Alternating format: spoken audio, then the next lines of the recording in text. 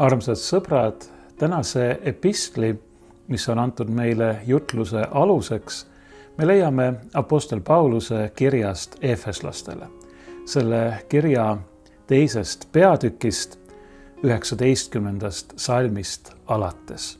Apostel kirjutab siin nõnda.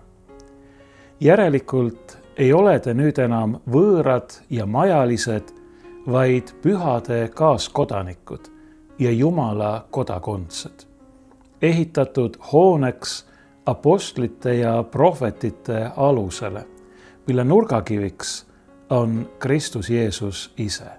Tema, kelles kogu hoone kokku liidetuna kasvab pühaks templiks Issandas ja kellest teidki üheskoos ehitatakse Jumala eluasemeks vaimus. Seda pühapäeva nimetatakse apostlite pühapäevaks. Järelikult on selle kirjalõigu keskmes apostel Pauluse sõnad sellest, et me oleme ehitatud hooneks apostlite ja prohvetite alusele. See on see, mida sel apostlite pühapäeval tahetakse rõhutada. Ja see on väga hea rõhuasetus, sest see paneb meid küsima, mis see apostlite ja prohvetite alus siis on. Alus, millele me oleme rajatud hoonena, mille nurgakiviks on Kristus Jeesus ise. See tähendab, et kuigi me räägime siin apostlite ja prohvetite alusest, on tõeline alus ikkagi Jeesus Kristus. See tuletab mulle meelde Matteuse evangeeliumi 16. peatüki, kus Jeesus küsib oma apostlite käest, kelle inimesed ütlevad tema inimese poja olevat. Ja kõikide apostlite nimel vastab Peetrus ja vastavad ka teised ning ütlevad, et mõned ütlevad üht, mõned ütlevad teist, aga kõik need vastused on, kui mitte valed, siis vähemalt poolikud või ebapiisavad. Võite sellest ise lugeda sealt Matteuse evangeeliumi 16. peatükist. Ja siis küsib Jeesus, aga teie, kelle teie ütlete minu inimese poja olevat? Ja nüüd vastab Peetrus juba üksinda kõikide apostlite nimel, sina oled Kristus, või nagu vahel ka tõlgitakse, kasutades heebrea keelest tulenevat sõna, sina oled Messias, elava Jumala poeg. Sina oled Kristus, elava Jumala poeg.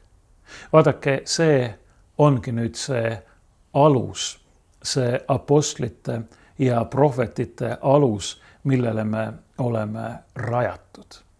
Mulle tuleb meelde, ma arvan, et ma olen seda teiega varemgi jaganud, et siis, kui mind ordineeriti vaimulikuks, seda tegi peapiiskop Kuno Pajula, siis ta valis oma ordinatsioonikõne aluseks küsimuse.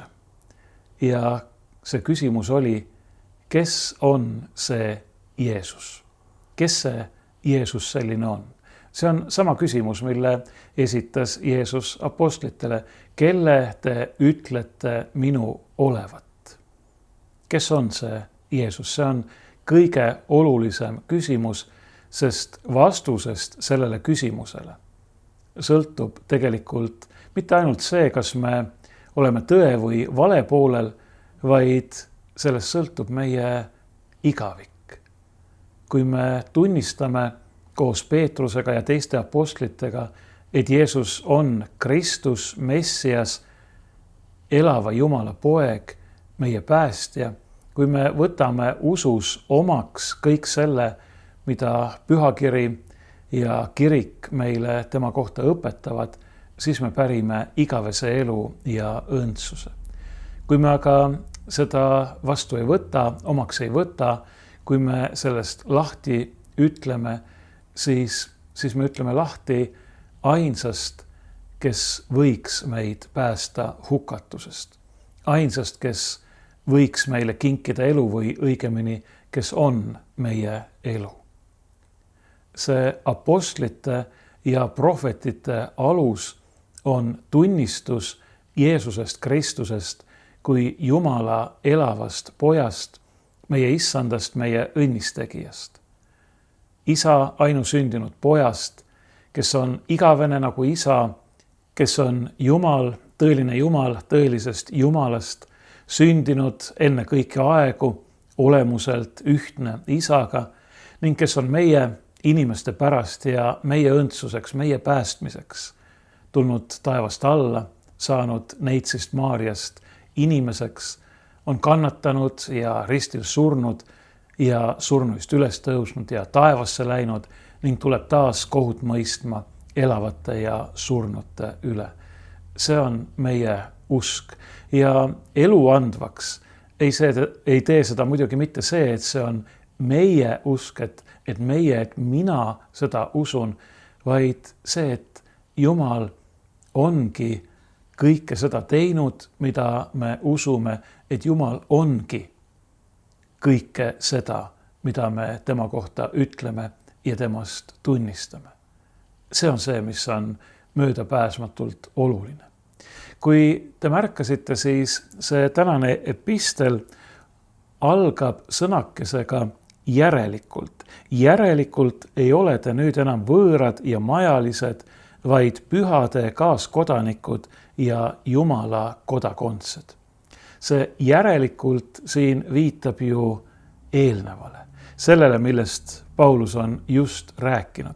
Ja see, millest ta on rääkinud, on see, et Jeesus Kristus on meid Jumalaga lepitanud oma risti läbi, oma risti surma läbi. Meid, kes me olime Jumalast kaugel, Jumalast võõrdunud, isegi lausa ilma Jumalata, nii nagu ta siin veidi eespool ütleb. Ja see tähendab ka ilma igasuguse lootuseta. Meid, kes me olimegi tõeliselt võõrad, on ta Jumalaga lepitanud. Nii et me oleme saanud Jumala riigi kodanikeks ja Jumala kodakondseteks või nendeks, kes kuuluvad Jumala perekonda. Meist on saanud Jumala lapsed, meist kõigist. Need apostel Pauluse sõnad on suunatud eeskätt endistest paganatest kristlastele. Nendele, kes olid justkui topelt Jumalast eemal. Sest et kuigi juudid, Iisraeli rahvas elas Jumala lepingus, Jumala lepingu rahvana, olid nemadki tegelikult Jumalast kaugel, Jumalale võõrdunud, sest kõik on pattu teinud ja ilma jäänud Jumala aust. Aga need endised paganad olid seda veel justkui topelt, sest et nemad ei kuulunud ju isegi selle Vanatestamendi lepingu rahva hulka. Ja see on ka meie minevik, see on ka meie ajalugu. Ma ei tea, kui palju on teie hulgas, kes te mind praegu kuulate, neid, kes on oma päritolu poolest juudid, kes võivad öelda, et juba sünni poolest ma olen kuulunud sellesse vanasse lepingusse. Tõsi küll, kristlastena me usume, et vana lepingu asemele on astunud uus, aga juudid usuvad ju siiamaani, et nemad elavad Jumala lepingus. Ma ei tea, kui palju on teie hulgas neid, kes võiksid niimoodi enda kohta öelda, mina igal juhul ei kuulu nende hulka. See tähendab, et minu minevik, minu ajalugu on olnud täpselt selline nagu nendel, kellele apostel Paulus on need sõnad esimesena suunanud. Ma olin ilma Jumalata, talle mitte lihtsalt võõras, vaid tõepoolest temast täielikult lahutatud. Ja kui ma oleksin nõnda jäänud, siis ei oleks minulgi mingit lootust. Sellepärast, et meie ainus lootus ja meie ainus elu on Jumal, kes ei taha kunagi meile ennast peale suruda, kes meid kutsub, kes meid otsib, kes on tulnud meie juurde, kes on oma ainusündinud poja lihaks saamises saanud üheks meiega, meie hulgast, aga kes ei sunni meile midagi peale, vaid ootab, et me tema armu pakkumisele vastaksime, et me selle vastu võtaksime. Ta kutsub meid, ta ütleb meile, et te ei pea enam olema võõrad kodakondsuseta, Jumalast lahus ja ilma lootuseta.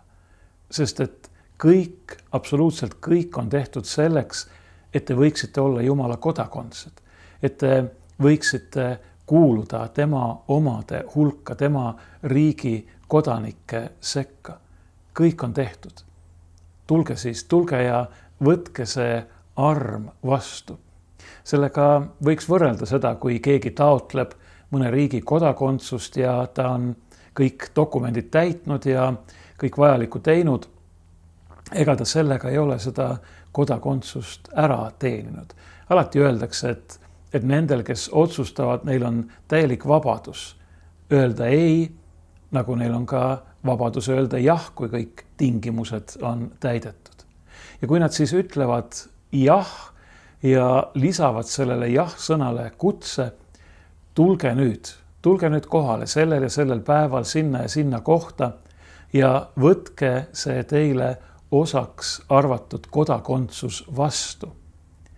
Siis kui me ei lähe, kui me sellele kutsele ei järgne, siis me ei saa öelda, et see, kes meile pidi kodakondsuse andma, oleks justkui midagi tegemata jätnud. Ei, tema on teinud kõik. Ja nii on Jumal teinud kõik selleks, et me võiksime kuuluda tema perekonda, et me võiksime olla tema omad. Kui me ei ole valmis tema kutset vastu võtma ja sellele järgnema, siis on see meie oma valik. Aga muidugi on tõsi ka see, et kui me siis läheme, kui see inimene, keda kutsutakse kodakondsust vastu võtma, läheb sinna kohale ja selle vastu võtab, siis ta peab ka teadma ja meeles pidama, et see on talle antud. See on midagi, mida ta ei ole ära teeninud. Jah, ta on võib-olla täitnud mingid tingimused, aga ta ei ole seda talle antud ära teeninud. See on talle kingitud. Ta on justkui ilma, et ta oleks seda väärt, selle vääriliseks arvatud. Nii nagu meie oleme Jeesuses Kristuses arvatud olema väärilised, Jumala lapsed, Jumala kodakondsed, tema riigi kodanikud. See ei ole meie teene, see on Jumala kingitus, aga sellest kingitusest osa saamiseks on vaja see vastu võtta. Ja just sellepärast Paulus ju kirjutabki need sõnad, mida me kuulsime. Te ei ole nüüd enam võõrad, te ei ole enam kaugel. Elage siis nüüd vastavalt sellele oma uuele staatusele. See on ju see, mis on oluline. Ühelt poolt on siin väga suur julgustus ja kinnitus. Jah, te ei ole enam ilma lootuseta. Teil on nüüd lootus ja milline veel igavese elu ja taevase õnne ja rõõmu lootus. Aga elage nüüd sellele vastavalt. Sellele julgustusele kaasneb manitsus ja isegi hoiatus, ma ütleksin. Sest et kui meile on nii suur kingitus tehtud, kui meile on nii suur arm osaks saanud ja me siis peaksime elama edasi, nii nagu me elasime enne, Jumalast võõrdununa, ilma temata, ilma lootuseta. Mis inimesed me siis oleksime? Me oleksime tänamatud ja hoolimatud, nii iseenda kui ka tema suhtes, kes on meile selle imelise kingituse teinud. Apostel Paulus ütleb siinsamas kirjas efeslastele eespool nõnda, et Jumal on teinud elavaks ka teid, kes te olite surnud oma üleastumistes ja pattudes, millest te varem käisite selle maailma ajastu viisil, vürsti viisil, kellel on meelevald õhus, vaimu viisil, kes nüüdki on tegev sõnakuulmatute laste seas, kelle seas ka meie kõik varem käisime oma lihalikes himudes, tehes liha ja mõtete tahtmist mööda, ning me olime loomu poolest viha lapsed nagu teisedki. Me olime viha lapsed, me olime surnud, me elasime oma liha tahtmist mööda. Me olime tegelikult orjad. me ei olnud vabad. Ja nüüd on meile kingitud see vabadus. Nüüd on meile kingitud see võimalus kõigele sellele selg pöörata ja tõeliselt elada. See on imeline julgustus, imeline kutse, aga see on ka väga suur vastutus. Paulus jätkab siin, aga Jumal, kes on rikas halastuselt, on meid koos Kristusega teinud elavaks oma suure armastuse pärast, millega ta meid on armastanud. Kuigi me olime surnud üleastumistes, armu läbi te olete päästetud ning on meid koos temaga üles äratanud ja asetanud taevasesse olukorda Kristuses Jeesuses, et näidata tulevastel aegadel oma armu võrratut rikkust helduses meie vastu Kristuses Jeesuses. Sest teie olete armu läbi päästetud usu kaudu ja see ei ole teist enestest, vaid see on and Jumalalt. Mitte tegudest, et ükski ei saaks kiidelda, see on and, see on kingitus. Aga see kingitus tuleb vastu võtta, sest meie oleme tema teos Kristuses Jeesuses loodud milleks? Heade tegude tegemiseks. Nii nagu Jumal on juba enne meile seadnud, et me teeksime seda. See on see, mille kohta apostel Paulus ütleb siin 19. salmi alguses järelikult. Sellest kõigest järeldub nüüd, et te ei ole enam võõrad. Te olete omad. Ja see, et te olete omad, see on muidugi suur privileeg, suur õnnistus, aga see on ka kohustus, see on ka vastutus, kellele on palju antud, sellelt nõutakse palju. Need on pühakirja sõnad. Ja me oleme ehitatud hooneks apostlite ja prohvetite alusele. Ma tulen tagasi selle juurde, millest ma alustasin. Kes on see Jeesus? Tema on see, kes on andnud kõik ja teinud kõik selleks, et me ei oleks enam surnud, vaid et me võiksime elada. Ta on andnud iseennast. Ta on surnud meie eest. Me oleme saanud Jumala lähedaseks, nagu apostel Paulus siin eespool ütleb, mitte mingil muul viisil kui Kristuse vere läbi. Tema valas oma vere meie eest. Ja temas on lõhutud või kistud maha vahesein, mis lahutab inimesi üksteisest. Paulus peab silmas eeskätt juute ja paganaid, aga mis lahutab ka kõiki inimesi, kogu inimkonda Jumalast. Ta on selle vaheseina maha kiskunud, kuidas? Ristil meie eest surres. Võiksime öelda, et ta justkui võttis ise enda peale selle vaheseina kehastamise ja laskis selle risti lüüa, see tähendab ära kaotada. See on see hetk, kus Jeesus ristil olles hüüab, mu Jumal, miks sa oled mu maha jätnud? Tema, kes on ise Jumala poeg, võttis enda peale, enda kanda täielikult selle meie Jumalast lahutatuse needuse. Kirjas Galaatlastele ütleb apostel Paulus, et Jumal on teinud ta needuseks meie eest.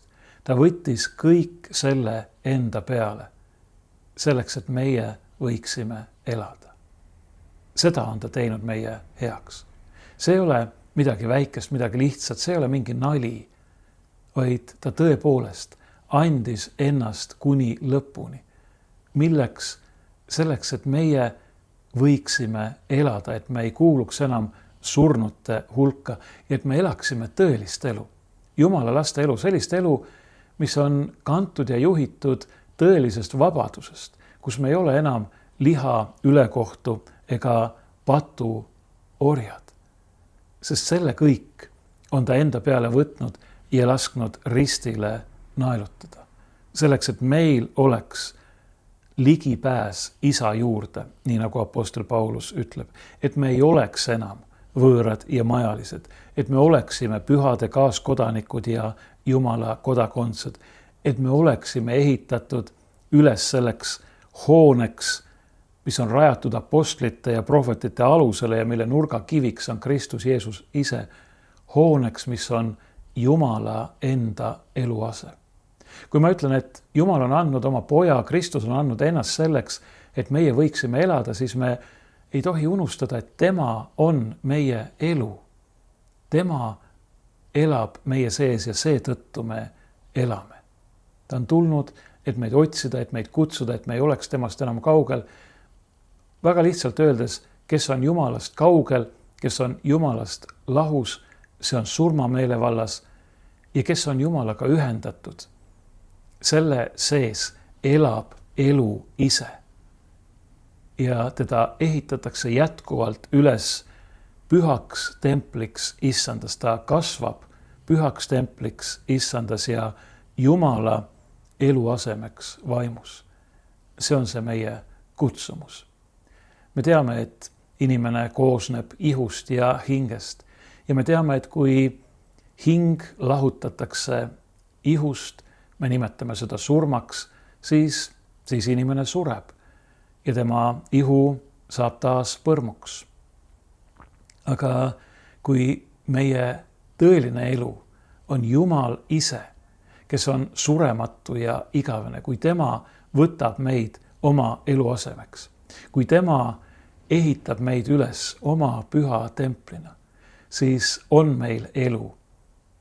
Ja mitte ainult selles mõttes igavene elu, et see ei lõppe, vaid ka selles mõttes tõeline ja igavene elu, et see on selline elutäius, mida me tegelikult praegu ei oska veel päriselt ettegi kujutada. See on midagi niivõrd imelist, et kui me ükskord tõepoolest oleme jõudnud pärale, kui me oleme seal taevases jumalikus täiuses, siis ma arvan, et me ei suuda ära imestada, imetleda ega tänada seda, mida Jumal on meile kinkinud. Seda enam, et me teame, millist hinda ta on selle eest maksnud, et Kristus on tõepoolest valanud oma vere meie ees selleks, et meie võiksime selle imelise, igavese elu pärida. Jumal on imeline ja Jumal on armuline. Ja eks see on selline paras mõistatus minu meelest, miks ta ikkagi seda kõike tahab või miks tal meid nii-öelda tarvis on. No ega sellele paremat vastust ei ole kui see, mille annab apostel Johannes oma esimeses kirjas. Jumal on armastus. No kes siis on see Jeesus? Ta on Kristus, ta on Messias, ta on meie päästja, meie õnnistegija, elava Jumala poeg. Ta on see, kelles on saanud lihaks ja avalikuks armastuse täius. Ma ei ütle mitte Jumala armastuse täius, vaid ma ütlen tõelise armastuse täius, sest et Jumala armastus ongi tõeline armastus, millele võrdset ei ole olemas. Kes on see Jeesus? Tema on see, kes on andnud kõik selleks, et meie võiksime pärida elu ja armastuse täiuse.